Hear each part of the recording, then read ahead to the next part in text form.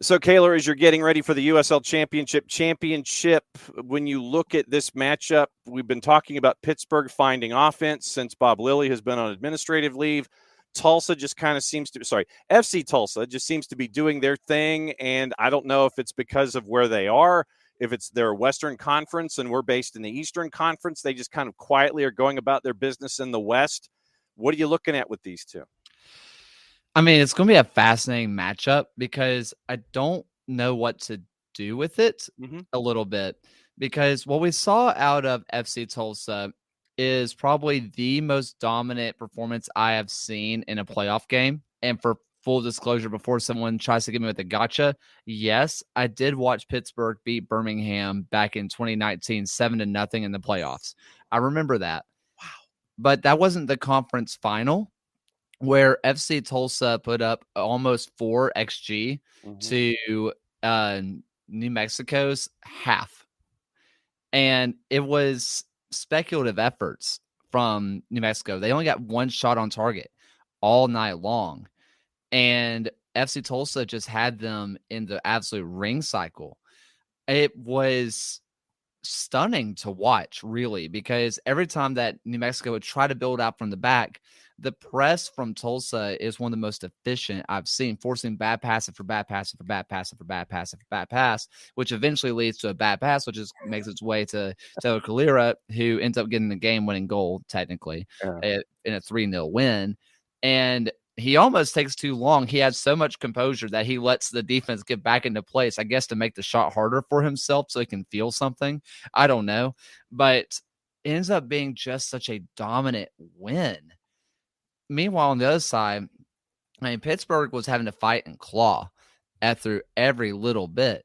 And it looks like 0-0 going into halftime, and you say, oh, Lily ball or whatever strikes again.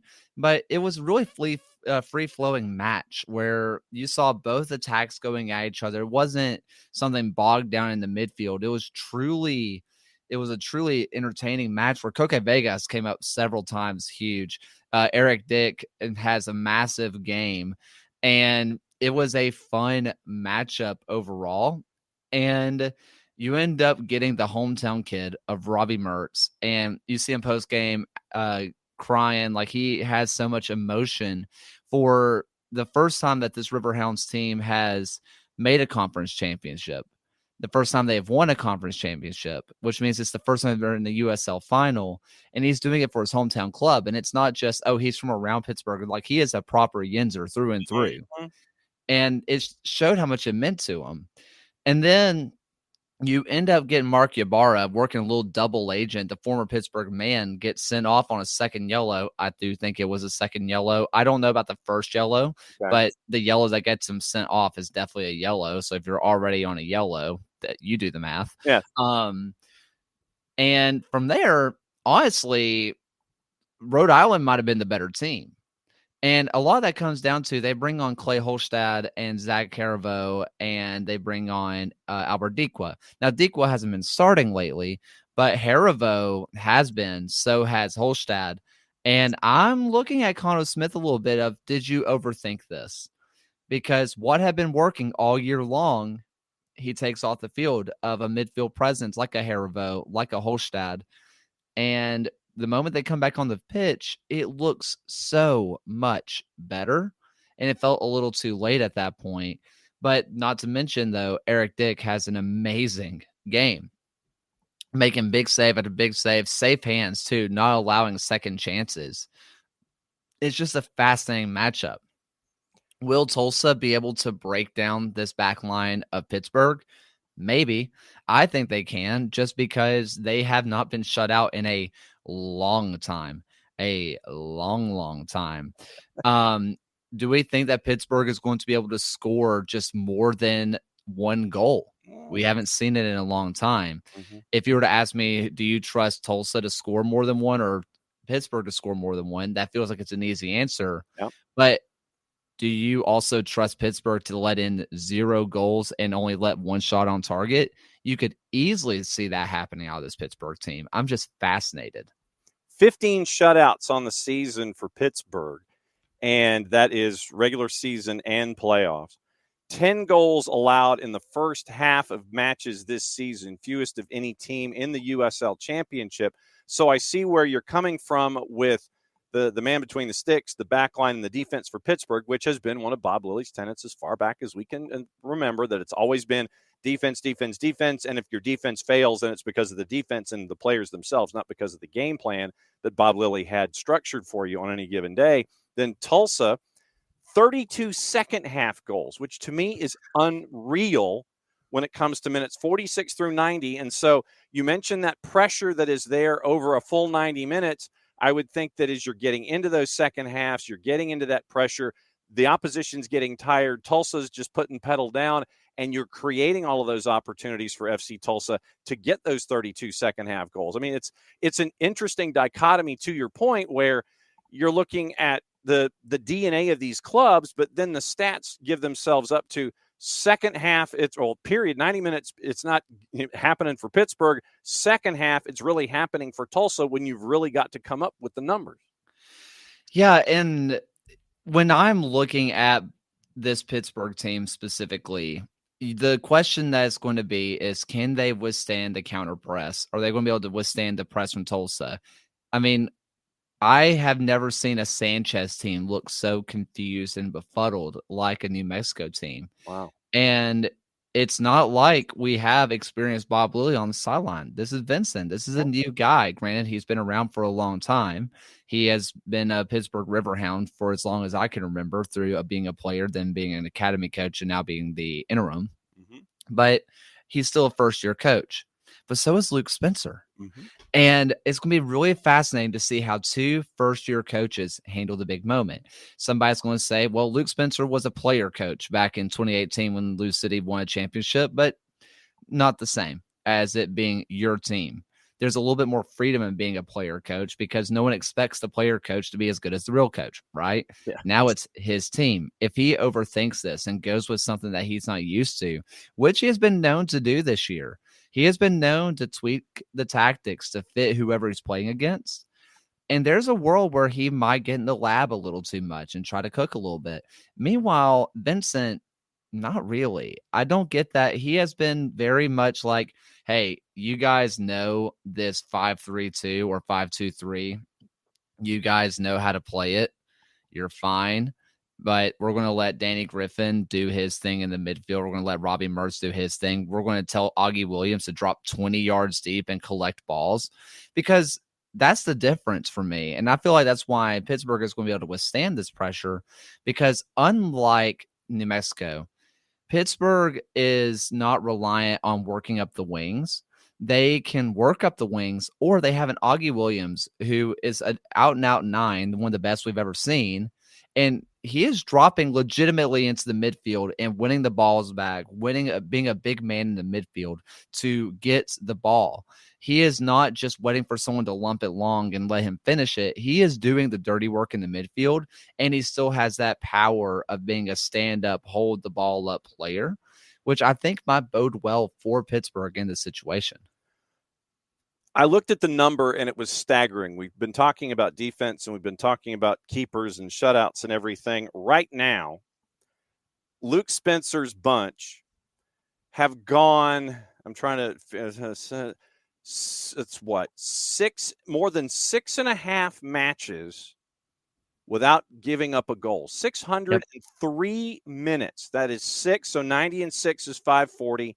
And so 540, so that's 63. So go back to the 27th minute of a matchup 7 matches ago in the regular season, and that was the last time that FC Tulsa gave up a goal. Do you remember the match that I'm talking about? 7.5 weeks ago. Gosh, what month were we in? That would have been September? September, yeah. Early September. FC Tulsa, who did they play in September? My first thought was immediately I'm going to say maybe El Paso. I'm remembering an El Paso goal. Somebody else. And they're fairly close to you and your base of operations. Birmingham, really? September the 6th, Birmingham Legion, the last goal that they gave up 603 minutes ago. Massive club. What can I say? Yes, FC Tulsa is a massive club. Absolutely true. Yeah, let us in the college football playoff. That's how this works, right? Yes, FC Tulsa would be the 12, and they go in and go up against Texas Tech. I know how this plays. It's stunning to me when you see a number like that with everything that we've been talking about with this offense and with what we've seen from FC Tulsa, that it was September the 6th against Birmingham Legion the last time they gave up a goal is stunning to me. And that's with different keepers. Mm-hmm. Tyler Derrick's the one in goal right now, not Peñaranda, who's been their reliable keeper all year long. This has been with the goalkeeper change. This has also been with the center back change, with Sissoko finding himself on the bench, which, by the way, for most of the year has been my defender of the year. Mm-hmm. And he finds himself on the bench because of Ian coming in. There's been changes to this back line, and it's worked out for the positive. Extremely positive. That said, Peñaranda was in net for the very first playoff game. He's not back in there recently, and one would assume that Tyler Derrick is going to be the one in net for the final as they've gone through most of this playoff run with him. But they've had changes. It's not like this has been this kind of group all year long. They've been good. They've been good defensively, but they haven't been this defensively. They have just found it, and part of that is One Oak is truly a fortress right now. Okay. They pulled almost 10,000 people for the final. They had 9,180 for the 918 for their area code, which is cool. Well, what do you want to bet that even though they might have had more than 9180, they just kept it at 9180 as your reported figure, so you have your 918. I mean, yeah, they're getting into standing concourse only area right now for the final, which they can't really track. Like, they can't track how many people are there, but it's not like that's what the fire marshal in Tulsa is all about, man. He's the most important person at One Oak. The fire marshal is going to have a field day at 11 o'clock local time. Absolute field day. Brunch in Tulsa. I mean, it's a Saturday noon Eastern kick, so probably in the neighborhood of 6 minutes after the hour. So 12:06 Eastern, 11:06-ish. On Big CBS, I believe, on Saturday. So it's brunch in Tulsa. Right now, the juice boxes have it as obviously FC Tulsa favorite at a plus 114. 90-minute draws a plus 120 and at 190, and your Pittsburgh pick to win in 90 minutes is a plus 222. So are you looking at that plus 114 and not moving off of that? On the USL show on Tuesday, I reluctantly picked Pittsburgh in penalties. Really? So you're going with that plus 190. Okay. I am, but it's because I think this is going to make its way to penalties on a 1-1 draw. Okay. I think that Pittsburgh is going to get a goal early. I think they're going to shut up shop, but Tulsa is going to fight their way back. I think you're going to have a nervy extra time, or it could even be 0-0 into it going into extra time. Pittsburgh gets one. Tulsa sends everything at everything with the kitchen sink. Wow. Find our way into penalties. Where if I'm looking at Eric Dick versus Tyler Derrick, I'm going to lean Eric Dick slightly, but Tyler Derrick has been around for a long, long time, and he is a proven goalkeeper. Mm-hmm. But that's where I was leaning. However, I think my good friend Ryan Allen on the USL show mentioned that there's only been 3 matches in the USL finals since they have gone to the championship that have gone to extra time in general. Mm-hmm. So it's not a common thing that you're going to see. So I see a lot of people taking a Tulsa 2-0 or taking them a 1-0. And I can absolutely see that happening. I think this is a true coin flip of a match where even if the result ends 2-0, it'd be they got a goal in the 60th, and then Pittsburgh sends everything at Tulsa, and they get a scrappy 93rd minute. We sent everything at you, breakaway goal. Yeah. This feels like it's going to be an absolute battle for all 90 or possibly 120. Okay. News and notes before we get out of here and before you head to Tulsa for the championship and get to come back and tell us about it next week. News and notes from the league. USL Championship Young Player of the Year goes to Loudoun's Abdelatif Abukura. Was that the right vote? Yeah. Full transparency, my vote went to local Rami Zamuda.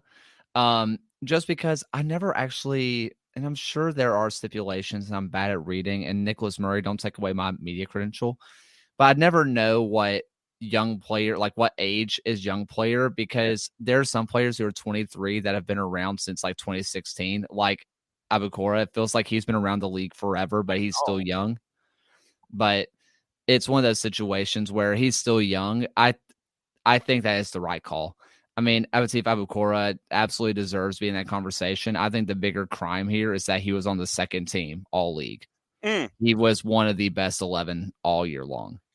And speaking of Loudoun, probably one of the least surprising things ever in the history of ever.